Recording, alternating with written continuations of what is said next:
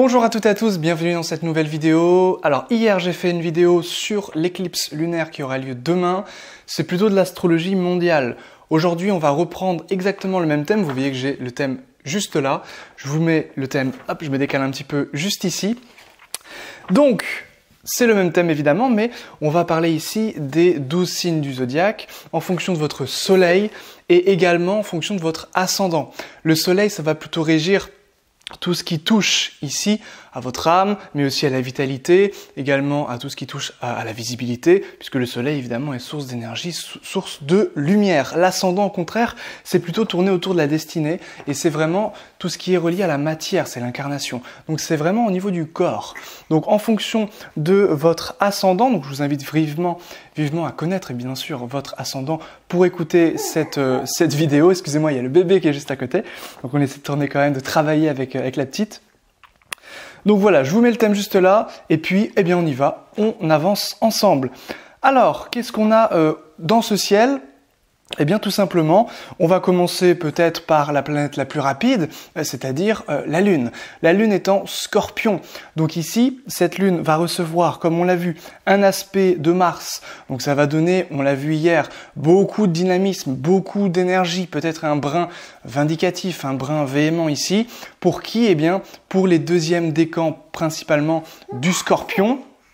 Oui, deuxième décan du Scorpion, et puis ici, troisième décan du Cancer, également, puisqu'il y a Mars qui se retrouve ici en Cancer. Les deux sont vraiment mêlés ici, hein, la Lune et Mars, vous le voyez ici, puisque l'un occupe le domicile de l'autre.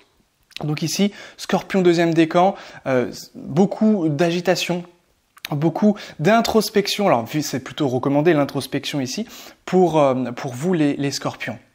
On parle ici surtout de l'ascendant. Le soleil, évidemment, va toujours être intéressant de visionner le soleil, mais vraiment l'ascendant va prendre le dessus, en astrologie en tout cas, sur le reste des configurations. L'ascendant, en fait, résumant l'entièreté du thème. Alors, la Lune, donc, deuxième décan du Scorpion, eh bien, nous avons, avec cette Lune, donc évidemment, les signes qui vont être favorisés, ça va être ce qui est complètement en trigone par rapport surtout à Jupiter. Jupiter qui est au troisième décan du Bélier. Donc ici, troisième décan Sagittaire, troisième décan Lion, troisième décan Bélier. Vous êtes ici très facilité, très favorisé dans les énergies jupitériennes. Jupiter, c'est la chance, c'est la joie, c'est la bonhomie, c'est la bonne humeur, c'est l'optimisme. C'est aussi relié aux finances. Alors si vous avez votre soleil là, c'est très intéressant au niveau professionnel, c'est très intéressant au niveau de la carrière, mais si vous avez votre ascendant au troisième décan, Bélier, Sagittaire et Lion, ici, attention à la prise de poids. Alors ça va vous donner généralement de bonnes choses, des choses très optimistes et qui vont arriver à vous tout simplement, parce que l'ascendant est en soi-même. Et puis donc voilà, le soleil, ça va ici donner logiquement des choses intéressantes au niveau de la carrière et des honneurs et de la réussite des projets. Si vous avez des projets, des grands projets, ici c'est quelque chose de très facilité. Alors le Taureau, lui, il est particulier puisque évidemment il y a un amas planétaire ici. Il y a le nœud nord à 4 degrés. Donc ici, au premier décan, nous avons le nœud nord et Mercure. Donc ici, ça va vraiment être, attention à vous, les premiers décans, par rapport à la ruse, par rapport à l'idée de vous faire tromper. Alors bien sûr, ici on est premier décan Taureau et les signes en carré. Premier décan Verseau, premier décan Lion.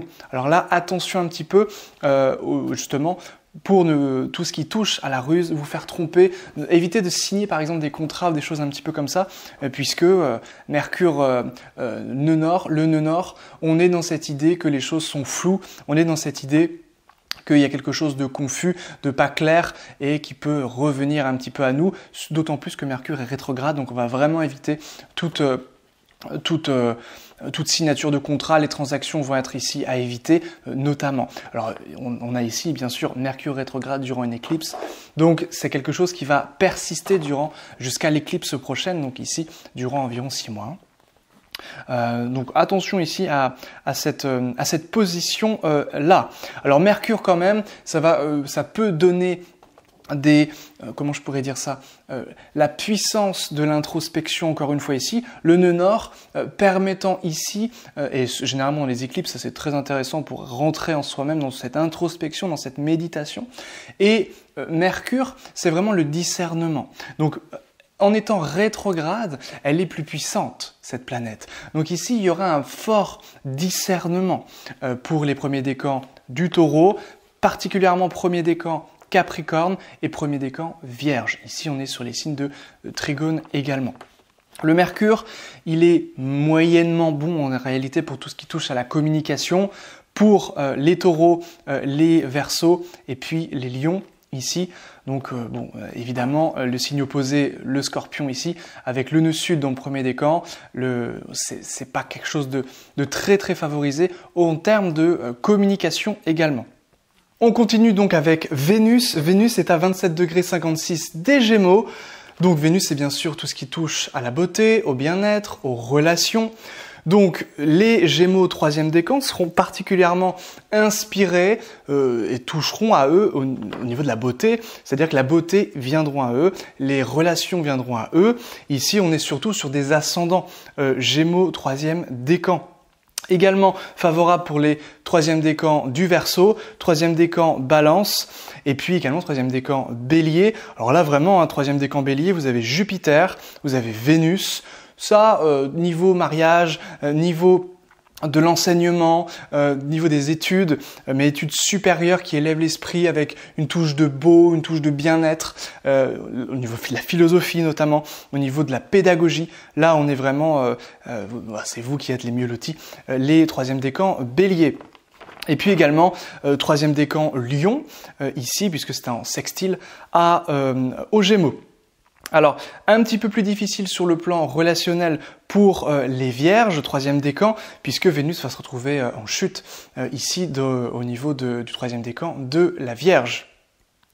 Pareil pour les Poissons, donc 3e décan Poissons, mais ici Vénus se retrouvera en exaltation, et puis il y a Neptune, et qui est au carré de cette Vénus. Donc ici ça donnera des grands idéaux, mais attention à la déception pour vous les Poissons par rapport à l'amour, par rapport à votre désir d'union, par rapport à cette idée vraiment de s'unir. Alors bien sûr, c'est extrêmement intéressant pour l'inspiration poétique, pour l'art, pour tout ce qui touche un petit peu au monde féerique ici, Neptune-Vénus bien entendu.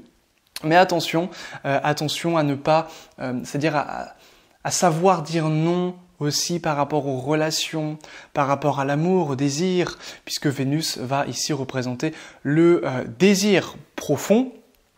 C'est ce que les anciens, donc Mars en fait, c'est ici le désir irascible, c'est-à-dire l'idée de vaincre l'autre, l'idée de victoire, alors que Vénus c'est le désir concupiscible, c'est-à-dire l'idée de posséder, l'idée de s'unir à quelque chose. Donc attention ici pour les 3e décans des Poissons. Premier décan des Poissons, vous avez Saturne qui est à 5 degrés. Donc Saturne, c'est quoi? C'est cette idée de profondeur, cette idée d'aller étudier. C'est le rat de bibliothèque, Saturne.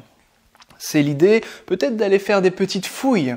Alors en Poisson, et bien entendu, ce peut être des fouilles dans tout ce qui peut toucher l'être ultime, l'essence, j'allais dire l'individualité, non, justement l'universel en soi-même, par soi-même. Donc ça c'est quelque chose d'intéressant, je shoote dans ma fille. Bon, elle n'a pas l'air de s'en plaindre.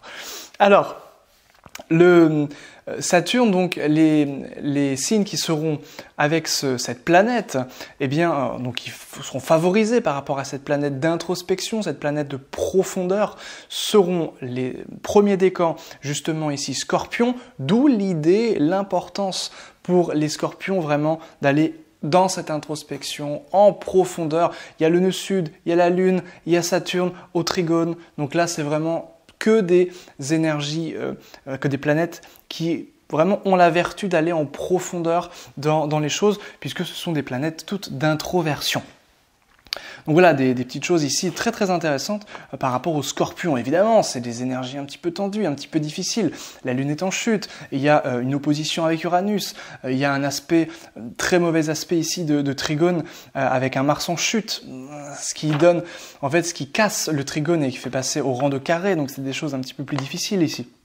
Mais c'est l'idée de pas forcément aller prendre des décisions à ce moment-là, mais plutôt de faire retour et de visiter son être intérieur. C'est vraiment cette idée-là ici pour les Scorpions. En plus, vous le faites bien. Donc voilà, ça c'est des choses, évidemment, surtout pour les ascendants Scorpions. Nous avons quoi également? Nous avons le Soleil, bien entendu. Soleil qui est à 14 degrés du Taureau. Alors, le Soleil, c'est la vitalité, c'est la santé. Ce Soleil, il est avec Uranus. Alors attention à ne pas trop être dans le surmenage, parce qu'on a deux planètes de feu qui sont toutes proches l'une de l'autre. Le Soleil ici va appliquer à la conjonction d'Uranus en plus. Donc on a beaucoup d'énergie, beaucoup de feu, de vitalité, l'envie vraiment de se surmener, de faire plus peut-être que ce que l'on peut. Mais ça donne quand même de la santé, la vitalité, etc. Mais attention quand même au surmenage. Attention au surmenage notamment pour les deuxièmes décans Verseau, deuxième décan Lion, et puis deuxième décan Scorpion, et puis donc évidemment deuxième décan Taureau. C'est un petit peu meilleur entre guillemets pour les deuxièmes décans Capricorne, Vierge, deuxième décan Poisson et deuxième décan Cancer. Voilà ce que j'avais à vous dire. Je regarde si j'oublie pas des planètes. Mars, bien entendu.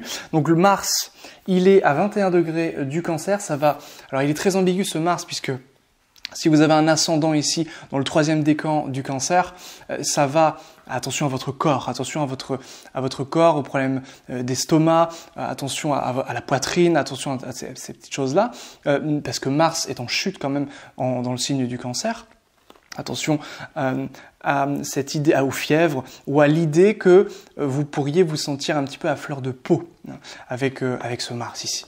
Alors bien sûr, troisième décan Balance surtout va être attaqué, entre guillemets, donc ça va être un petit peu des énergies plus difficiles avec ce Mars. Troisième décan Bélier, lui sera un peu plus favorisé quand même, puisque le Bélier c'est le domicile de Mars.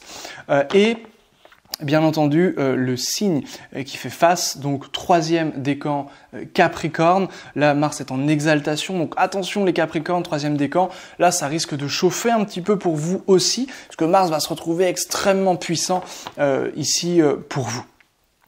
Et puis Vierge, troisième décan, Taureau, troisième décan, et puis évidemment les signes en trigone, donc troisième décan, Scorpion et Poisson, vous pourrez quand même mieux bénéficier quand même de cette énergie de vitalité, d'action, même si attendez un petit peu que l'éclipse soit passée, attendez quelques jours que la Lune redevienne au moins croissante et au moins à plus de 50% de sa luminosité. Parce que les éclipses, c'est quand même un temps d'arrêt, c'est un cycle un autre cycle qui s'arrête pour que un nouveau cycle ouvre. Donc ici, on est avec le nouveau cycle du 5 mai je crois, au mois de novembre, début novembre ou fin octobre. Voilà ce que j'avais à vous dire très très brièvement avec le déplacement du thème astral. N'hésitez pas, si vous désirez recevoir une consultation, ou si vous désirez vous former en astrologie occidentale ou en astrologie indienne, c'est également ma spécialité. Donc n'hésitez pas, tous les liens sont en description. Je vous laisse sur ça, je vous fais des vidéos très très rapidement. J'avais un petit peu délaissé la chaîne et je reprends tout cela. Merci à vous et à très vite. Bye bye.